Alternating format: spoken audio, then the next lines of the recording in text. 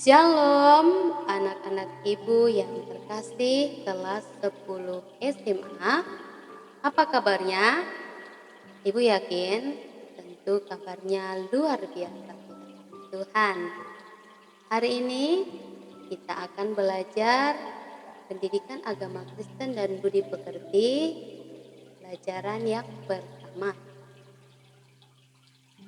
Sebelum kita belajar, kita berdoa terlebih dahulu. Bapa di dalam surga, hari ini Tuhan kami mau belajar tentang firman Tuhan yang menjadi kekuatan kami di dalam menjalani hari-hari kami. Berikan hikmat, kebijaksanaan, serta kepintaran kepada anak-anak-Mu Tuhan, supaya mereka semakin bertumbuh dan semakin mengenal akan Tuhan di dalam kehidupan mereka. Berkati juga Tuhan orang tua mereka, berikan kesabaran, berikan kekuatan, rezeki, supaya apa yang diperlukan anak-anak-Mu ini terpenuhi dan senantiasa mengucap syukur atas kebaikan Tuhan dalam kehidupan mereka. Terima kasih Bapa di sorga, di dalam nama anak-Mu Tuhan Yesus Kristus kami berdoa dan mengucap syukur kepadamu. Amin. Nah, hari ini kita akan belajar tentang Allah memberi pertumbuhan bagi manusia. Sepanjang kehidupan kita mengalami yang namanya perubahan dan pertumbuhan. Dari kita bayi, anak-anak, remaja, menjadi dewasa, dan menjadi lansia tentunya. Setiap saat, setiap hari ya kita mengalami setiap perubahan. Dari aspek psikologi kita belajar ada 6 aspek tentang pertumbuhan manusia ya. Adapun ke-6 aspek ini, yang pertama adalah aspek fisik ataupun jasmani kita. Yang kedua, aspek intelektual ataupun cara berpikir kita. Yang ketiga, aspek emosi. Bagaimana kita menguasai emosi kita, perasaan kita. Dan yang keempat adalah aspek sosial. Aspek sosial ini mempelajari bagaimana hubungan kita dengan teman-teman kita, hubungan kita di masyarakat, dan lain sebagainya. Yang kelima, aspek moral. Aspek moral ini mempelajari tentang tingkah laku kita. Apakah kita sudah melakukan yang terbaik sesuai dengan kehendak Tuhan atau tidak. Dan yang keenam adalah aspek spiritual. Bagaimana kita mengenal Tuhan, bagaimana pemahaman kita tentang Sang Pencipta. Nah, anak-anak ibu yang terkasih di dalam nama Tuhan Yesus Kristus, hari ini kita akan belajar tentang yang bagian A-nya. Bisa ditulis anak-anak ibu, siapkan buku tulisnya, pena, dan juga Alkitab. Bagian A silakan ditulis, karunia Allah dalam pertumbuhan manusia. Karunia Allah dalam pertumbuhan manusia. Saat ini kita belajar dari segi ataupun dari aspek fisik atau jasmani. Tentu kita tahu aspek fisik atau jasmani yang dimaksud ini adalah dari tubuh kita yang bisa kita lihat, kita pegang, ya, semakin hari akan semakin bertumbuh. Contohnya semakin tinggi, ada yang semakin gemuk, ya, atau malah ada yang bertambah kurus, tapi bertambah pendek tidak. Yang ada bertambah tinggi, tambah besar, ya, gemuk atau kurus. Nah, itu bisa terjadi seiring dengan bagaimana kita menjaga pola makan kita. Ada yang makan terus kerjanya, tentu lama-lama badannya akan semakin gemuk. Dan ada yang malas sekali makan, tentu badannya akan semakin kurus. Anak-anak ibu, tentunya umur anak-anak ibu semua kemungkinan besar berusia 15 sampai 16 tahun. Perubahan yang terjadi bagi pria dan putri itu sangat berbeda.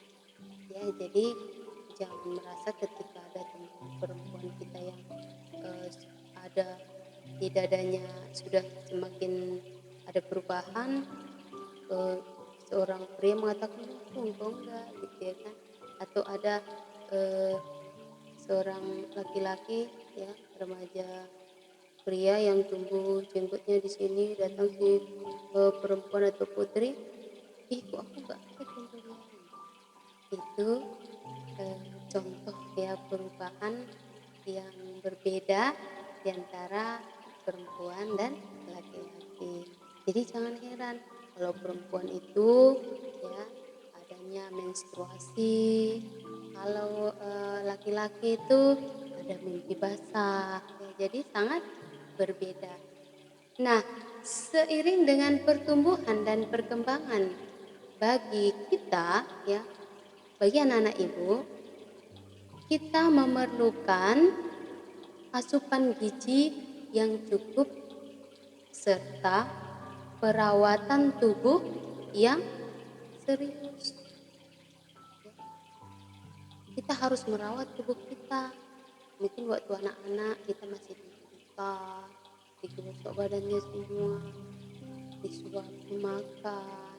Tapi sekarang ketika kita sudah mulai menginjak dewasa, sudah harus bisa makan sendiri, mandi sendiri, harus menjaga tubuh sendiri, menghargai diri sendiri, merawat diri sendiri. Jangan sudah SMA, ya, harus dipaksa makan baru makan, harus dipaksa mandi baru mandi. Atau ada anak-anak ibu yang masih dimandikan sudah SMA? Tidak mungkin, ya, itu tidak mungkin.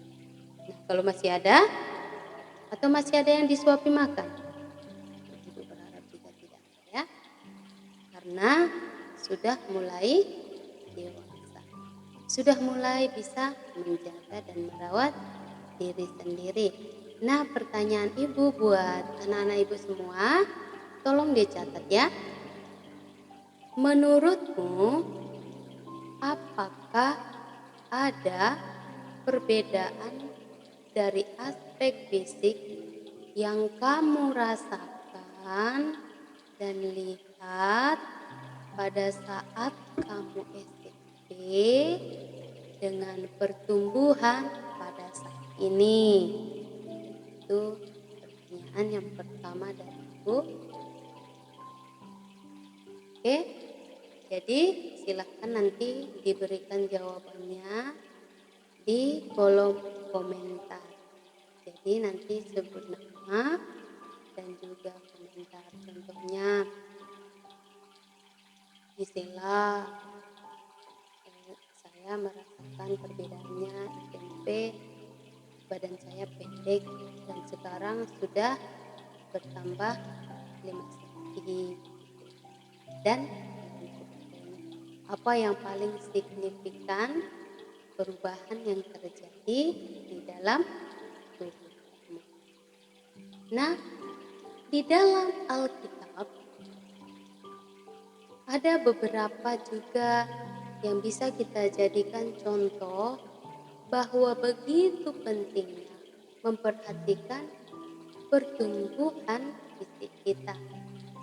Contoh yang pertama, kita masa anak-anak ibu pasti di sekolah minggu, pelajaran di SMP, ya, pasti sering mendengar kisah tentang penyelamatan Allah dalam hidup kita. Nah, di sini ibu bukan mau menceritakan bagaimana kisahnya. Anak-anak ibu kalau lupa bisa dilihat di YouTube bagaimana pemeliharaan Allah terhadap Musa. Bagaimana cara Allah, bagaimana kasih Allah yang luar biasa menyelamatkan Musa. Nah, di sini yang mau kita pelajari adalah ketika putri Firaun melihat ada bayi yang terapung di sungai Nil, maka berbelas kasihan putri Firaun dan dia menyuruh dayangnya mengambil bayi itu. Dan apa pertama yang dipikirkan oleh putri Firaun? Apakah dia mencari siapa yang membuang bayi ini? Harus diberikan hukuman yang setimpal. Bukan itu yang dilakukan oleh putri Firaun. Putri Firaun langsung berpikir, bayi ini memerlukan makanan, pakaian, dan juga dia harus dengan baik. Artinya di sini bahwa putri Firaun yang pertama sekali dipikirkan adalah bagaimana supaya supaya Musa itu bisa hidup dengan baik, bisa bertumbuh dengan baik. Maka putri Firaun bertanya kepada seseorang yang kebetulan ada di situ, ya, yaitu Miriam. Kalau anak-anak ibu sudah tahu cerita tentang kisah Musa pada saat diselamatkan oleh putri Firaun, maka akan paham jika ibu mengatakan seperti ini. Sesuatu yang kebetulan tapi direncanakan. Nah, artinya di sini bahwa di balik kebetulan di sini itu semua sudah direncanakan oleh Tuhan, sudah direncanakan, sudah diketahui oleh Miriam.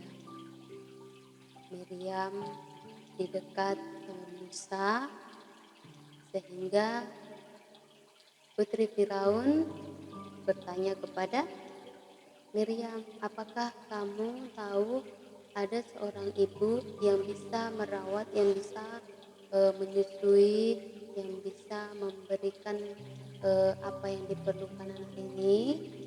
Dan si Miriam tentu sangat senang.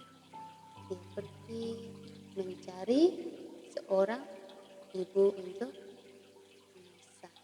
Nah, di sini yang mau kita pahami adalah bagaimana ketika putri Firaun juga merasa bahwa begitu pentingnya memperhatikan pertumbuhan fisik kita. Jadi anak-anak ibu jangan pernah sepele ketika orang tua menyuruh makan pagi, makan siang, dan makan malam. Jangan sampai ya makan pagi dibuat menjadi makan siang. Makan siang dibuat menjadi makan malam. Ya, jadi harus tetap melakukan apa yang diperintahkan oleh orang tua. Contohnya sarapan pagi-pagi itu jangan sampai di atas jam 8. Makan siang itu jangan sampai di atas jam 12. Dan makan malam itu jangan sampai di atas jam 9.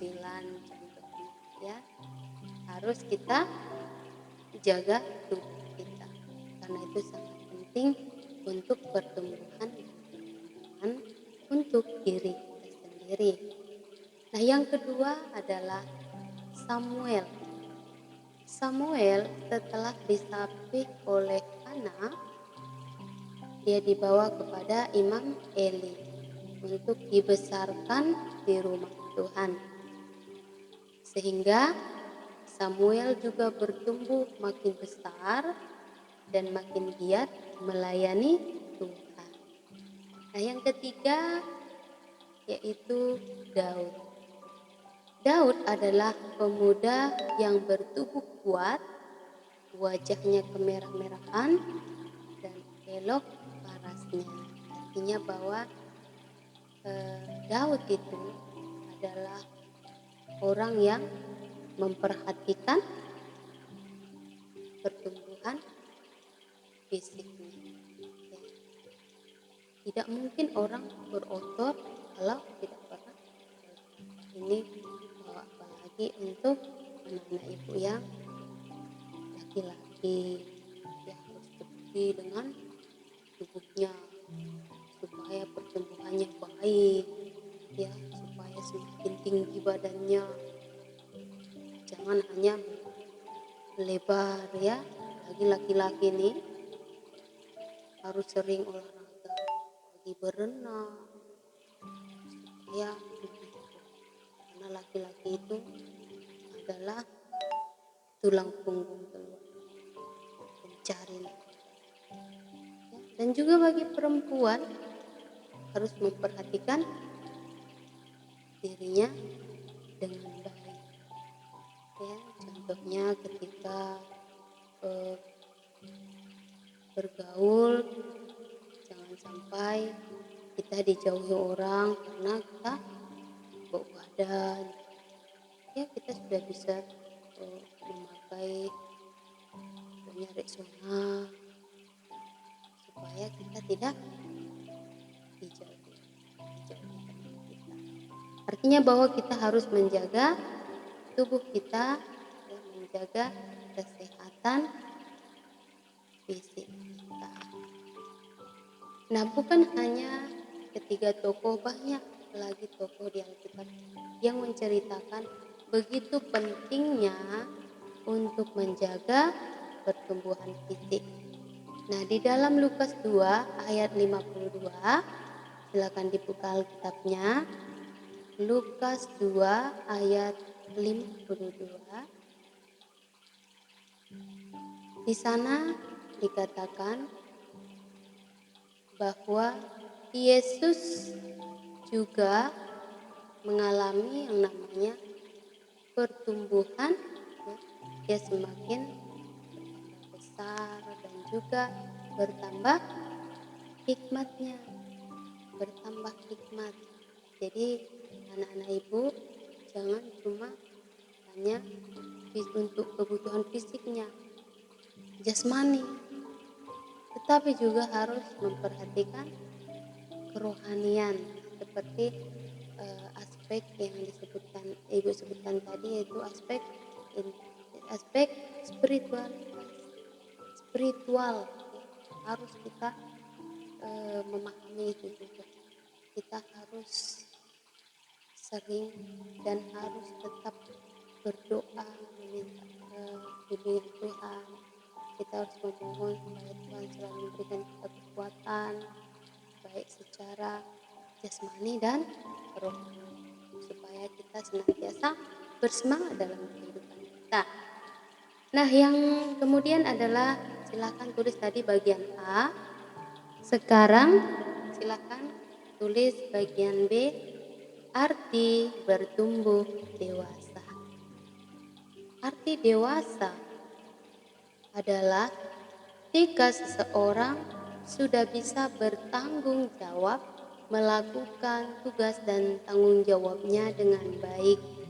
Nah, Alkitab berkata di dalam 1 Korintus 3 ayat 1-4, 1 Korintus 3 ayat 1-4, Paulus menjelaskan kepada jemaat di Korintus bahwa meskipun mereka telah menjadi percaya, mereka belum mengalami kedewasaan secara rohani.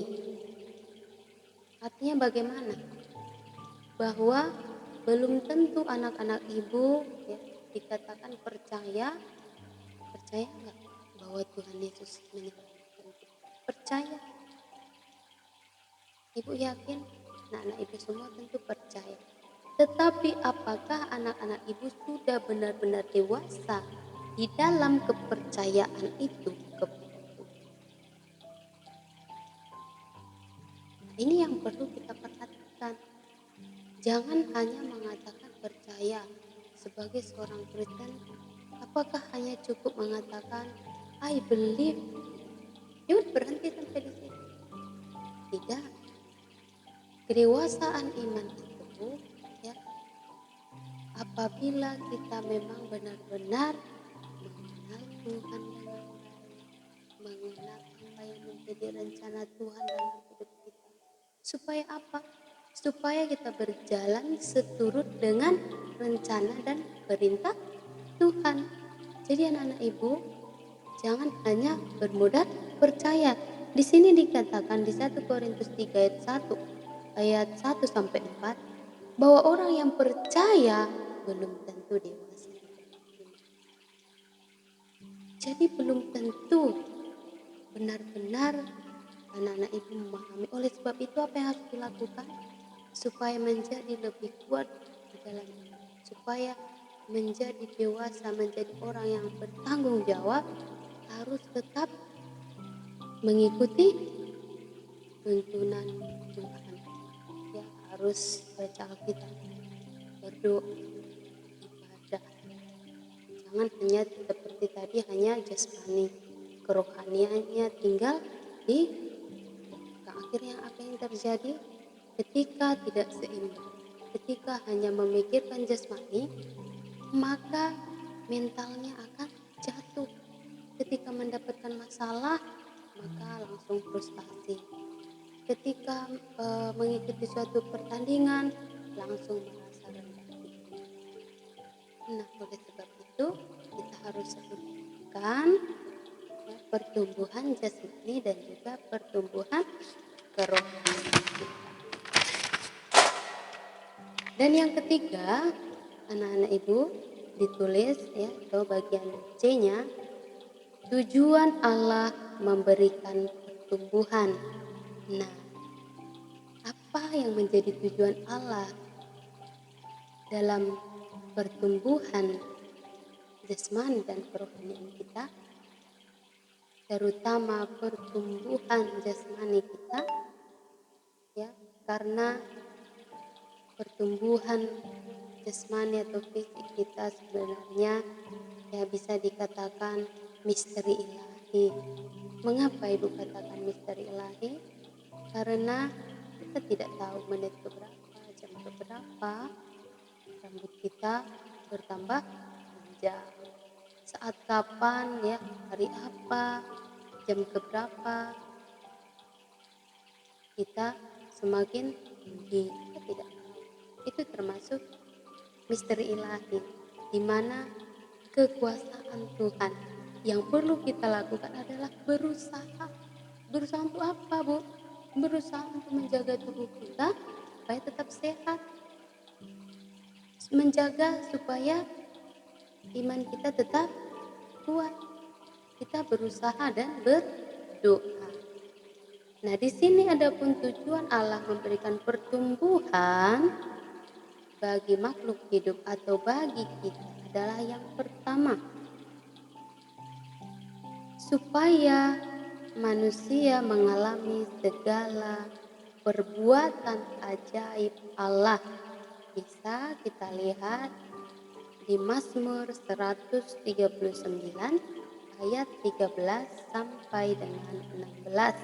Ya, artinya di sini bahwa kita mengagungkan setiap kejadian yang terjadi di dalam kehidupan kita itu merupakan perbuatan ajaib Allah yang Maha Kasih bagi kehidupan kita.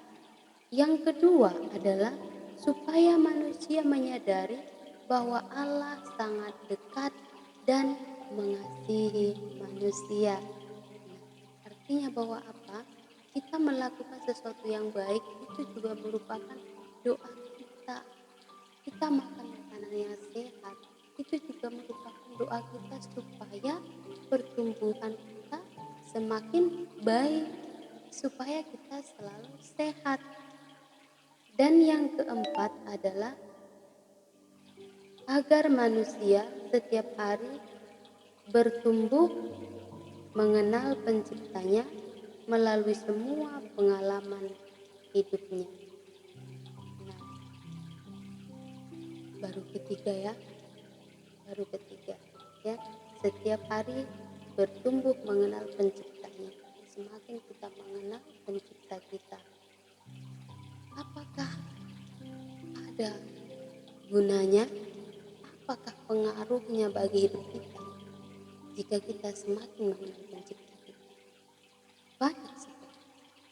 Ketika kita mengenal pencipta kita, di saat kita menghadapi suatu masalah, suatu cobaan, kita akan menjadi kuat. Kenapa? Setiap apa yang kita alami, apa yang kita dapatkan, itu semua adalah seizinnya Tuhan. Nah, yang keempat adalah agar manusia memiliki harkat dan martabat yang mulia. Memiliki harkat dan martabat yang mulia. Ya, kita ini atau manusia adalah ciptaan Tuhan yang paling mulia dari ciptaan yang lainnya. Kita adalah ciptaan yang spesial. Mengapa Ibu katakan seperti itu? Ketika kita mengingat pada saat penciptaan, Allah menciptakan segala sesuatunya dengan berfirman. Berfirman, jadilah langit, jadilah tumbuh-tumbuhan, jadilah binatang yang merayap. Jadi apapun yang Tuhan ucapkan langsung jadi. Allah berfirman, maka segala sesuatu jadi. Terspesial dalam penciptaan manusia, Allah membentuk kita dengan tangannya sendiri. Begitu bersukacitanya Tuhan menjadikan kita, menjadikan anak-anak Ibu semua menjadi perpanjangan tangan Tuhan. Kita adalah menjadi perpanjangan tangan Tuhan di dunia ini, menjadi berkat bagi orang, menjadi berkat di tengah-tengah keluarga kita. Bagaimana kita bisa menjadi berkat bagi orang lain kalau kita tidak bisa menjaga tubuh kita dengan baik? Makan saja dipaksa, minum pun harus dipaksa, mandi pun harus dipaksa. Yang ada bukan jadi berkat, tetapi jadi batu sandungan. Ya, kita menjadi orang yang tidak bisa menjaga perintah Tuhan. Kita menjadi orang yang tidak mampu mengikuti alurnya Tuhan. Nah, oleh sebab itu, anak-anak Ibu semua, mulai hari ini, apabila kita malas makan, malas mandi, ya, malas baca Alkitab, malas berdoa, kita harus berubah. Kita harus berubah. Ingat bahwa kita diciptakan Tuhan sangat spesial. Kita sangat berharga di hadapan Tuhan. Jangan pernah rendah diri, jangan putus asa, ya, karena Tuhan selalu mendengar setiap doa kita. Anak-anak Ibu yang terkasih di dalam Tuhan Yesus Kristus, yang pertama tadi, tugas anak-anak Ibu adalah membandingkan apa yang paling signifikan perubahan waktu anak-anak ibu SMP dan perubahan pada saat sekarang ini. Nah, yang kedua tugasnya, bagaimanakah kedewasaan? Bagaimanakah kedewasaan yang sesungguhnya yang kamu pahami? Ini menurut anak-anak itu semua. Mungkin dulu waktu kecil merasa bahwa menjadi seorang dewasa itu sangat enak. Nah, sekarang anak-anak ibu sudah mulai menginjak dewasa, sudah mulai harus menjaga diri sendiri, bertanggung jawab terhadap diri sendiri. Nah, bagaimana atau apa sih arti dari kedewasaan menurut anak-anak ibu? Dewasa itu berarti seperti ini, ya. Nah, anak-anak ibu silakan jawab di kolom komen. Sekian dulu pelajaran kita hari ini. Sebelum kita menutup pelajaran ini, mari kita berdoa. Terima kasih Bapa di surga buat